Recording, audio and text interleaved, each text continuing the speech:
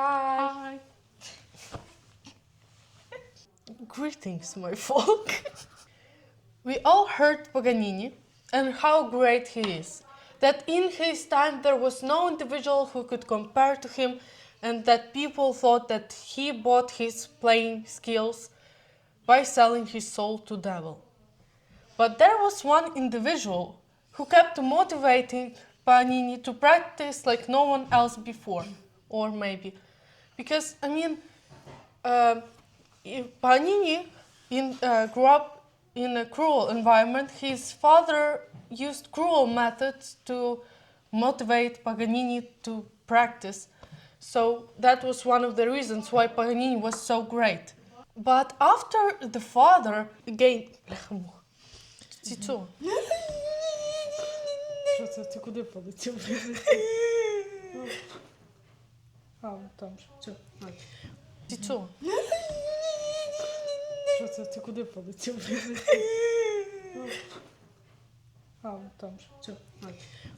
When Paganini already gained his image, there shows up an individual who says like, I could try that, but with better intonation. When everyone is just speechless by Paganini's skill and they just make up legends that that very person sold his soul to the devil to play like this, in the same day shows up this person and he plays at the same day, the same evening, the same piece that was premiered by Paganini in the same very date on the same stage and to the same audience.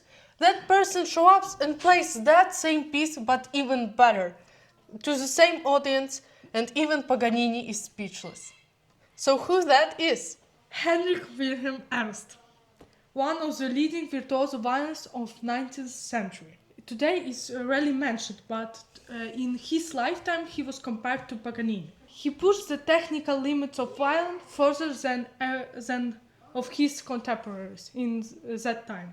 And his music was considered as serious challenge even for top level players. But I think that for today it's like too, because not every soloist can play it. It's like real challenge for even now.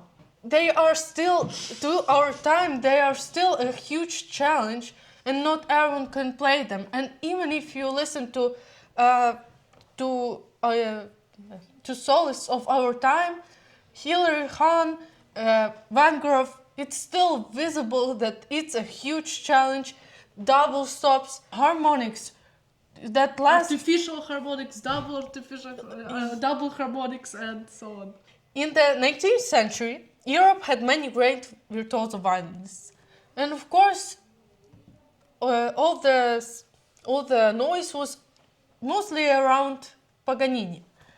But when people talked about Paganini, only a few names were mentioned alongside him, and Ernst was one of the very few. He was seriously compared to Paganini for his technical mastery, and he was the only one Paganini openly acknowledged as a rival. Ernst was not seen as a student or a copy. He was a different kind of artist. Paganini impressed audience with spectacle and show, while Ernst impressed them with tension, drama, and a sound that felt almost like a human voice. It all started when Ernst first heard Paganini live in Vienna. It changed everything. He didn't just admire him, he wanted to understand how it worked, not to copy it, but to go further. Back then, in Vienna, when Ernst for the first time heard Paganini play, it wasn't like this kind of, like I said, it wasn't like this kind of amazement, but it was more like he started following Paganini. He visited all his concerts just to pick this technique and manner of playing by ear. He didn't had these books or notes. All he learned was by ear, by simply listening how Paganini played. So back to Ernst and Paganini. So it was a whole new level of obsession. It is a well-known fact that Ernst would rent a next hotel room next to Paganini's just to hear how he practiced, and he analyzed everything: technique, movement, sound.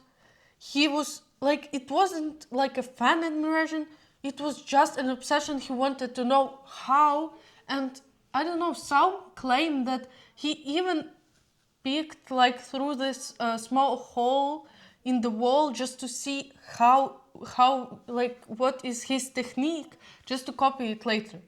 So, well, not maybe to copy it, because I mean, some say he even improved it, and He just want to know how to do it, how Yes. to play.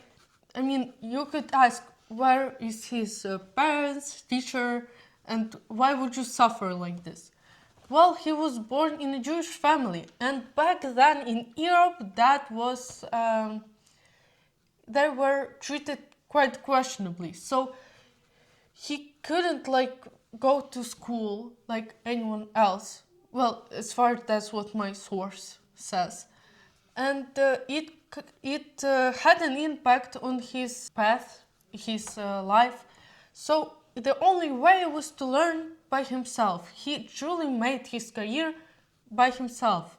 Though some say that Paganini actually even helped Ernst, that they shared stage. Though we are not quite sure about this fact. We forgot to check, if we are being honest. It wasn't just about his ethnicity. This ethnicity, he being born in a Jewish family, became a huge obstacle. So while Paganini could build his fame on his image about him being purely Italian, Ernst could only overpower it with his technique, his sound, his quality. So he couldn't push on authority. He had none. And this is where things get really interesting. There's a legendary moment when Ernst played all of Caprice's Paganini's Caprices, but in Caprice number 9 he did something different. Paganini wrote some double stops there, but Ernst replaced some of them with artificial harmonics in his own performance, and it really impressed Paganini. And unfortunately, this version he didn't write this version down. Well, Ernst kept his secrets better than Paganini. There is, imagine, to start, I have two things to say, so I'll start with the closest one. So imagine Paganini performs these caprices. I mean, that's already something supernatural for this audience. They just, some faint, and there is a whole drama. Ladies faint, men get red, and there is this small boy at the corner of this audience who listens Paganini play and thinks just, well, I could try that, but definitely with better intonation. Mm-hmm. And second thing is, in order not to dive into too literal details, Paganini and Ernst started this kind of cooperations. Like I said, I think I mentioned it, that Paganini helped Ernst at some point to bring him up on the stage, and there happened a moment where Paganini got really scared for his career, because he plays one performance and there's Ernst who plays it way better. And so he started hiding his manuscripts. When he would hear Ernst walking to their rooms, because they lived together, like there was one wall separating them, and as violinists know, that doesn't help pretty much. So Paganini tried different techniques to hide how he truly practiced. He hid his manuscripts, but what is heard is heard. And for Ernst, it was just enough to hear them. He didn't need to see the manuscript. He didn't need to see completely how he makes these movements and techniques. it was just enough for him to hear it. That sounds supernatural for me. I mean, my teacher can show me, like, see, two hands. I mean, I'm showing you, and I was just like, I have no idea how you do it. What amazed me is that he was like, in this century, 19th century, he was the virtuoso violinist that plays the most clearly, even better than Paganini. So my joke about intonation wasn't like completely a joke, because truly Ernst has had the best intonation among all virtuosos at that time. Yes. Maybe that time. even in our time. Yeah. What's next?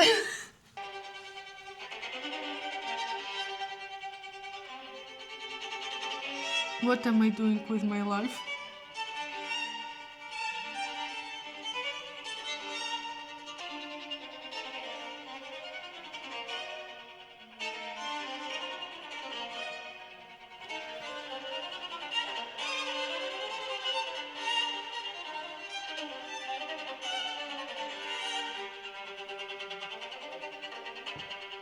Sounds great. Definitely sounds great, but technique.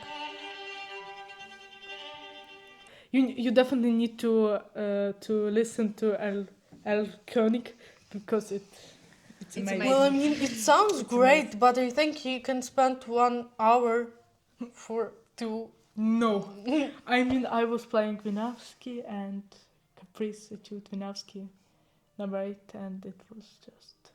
Paganini was impressed by Ernst's playing. He openly acknowledged his skills and said he had a great future ahead of him. It was a rare moment. Paganini almost never publicly acknowledged other virtuoso violinists. I think you should really you need to listen El König, and just to listen. I was like listened it before, but I don't know that it wrote Ernst, and it's Yes. amazing. Yes, I mean, it's yes. really very pretty. But technical, Yeah. not every song is played. Yes, and Yes. if you watch it in YouTube, it just not every just played melodic and beautiful. It's really hard. To I play mean, it. Hilary Hunt played Erich König, The Last Rose of Summer, and Yes. there's other Asian people who played, and someone else also.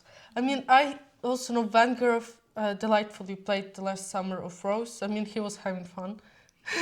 No, I mean he's better for me personally. For me, he better played than Hilary Hahn Last Rose, but I don't know if he played El König.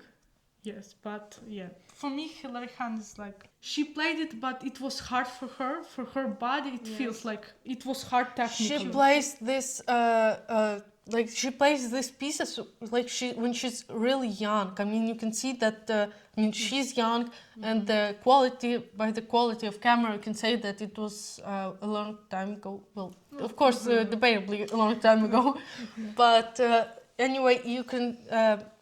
Van Gogh also played it not very like in this in our closest time. I mean, he also looks there very pretty much young comparatively to now. If you listen to Erich König, it's hard to comprehend that it's one violin playing. You hear like there's numerous of voices, like a huge dialogue and a storm of emotions.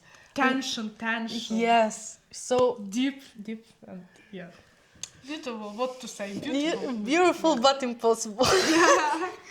For us, yes. It's like a forbidden fruit. Yeah. I think we finish on that note. We will have a more video about this. If you're interesting, Yes. like who is like in person, what he was like introvert or extrovert. and What another was his detail. personal life? Because I Yes. mean, he was practicing all the time. So. And I mean, there's a lot to say. We can't physically fit it into one video. Yes. So if we intrigued you, so you just write in the comments, and we will definitely make the second part. Yes, Maybe because even it's next very, week. I think it's very interesting. To know person, yes. to know who he is like. Because I still not everyone knows about him, and I think that, well, that's quite a pity, because he's someone who might have even overcome Paganini. And Paganini, well, everyone knows Paganini, okay? And Ernst, not even all musicians know him. We are making justice. I want to do more videos about him because I also don't know much about him. Yes. I want to know more about this virtuoso. You should have seen my face when I read, like I read out loud to my mom that what Ernst did, like Paganini premieres it in the daylight, his new Caprice or something, and Ernst plays it much better in the same evening. Yes. I was just like, How I think it's impossible. I don't believe it. How I can't. he practiced. Yes. I don't know what In what the same magic. 3 hours, 4. I don't know. I mean, if we are talking, his brain should have worked like much harder than his hands, because if talking that he just, hands, just like physical practice, it couldn't have been enough. Yes. Imagine, that's, week to prepare, a week for the exam or something, that's a stress. But here in the same day when it was premiered, well. So, if you want to know more, there's definitely more to tell, Yes. even about Paganini and about his love life, because, we love drama. Farewell, our folk. Bye. Okay, bye.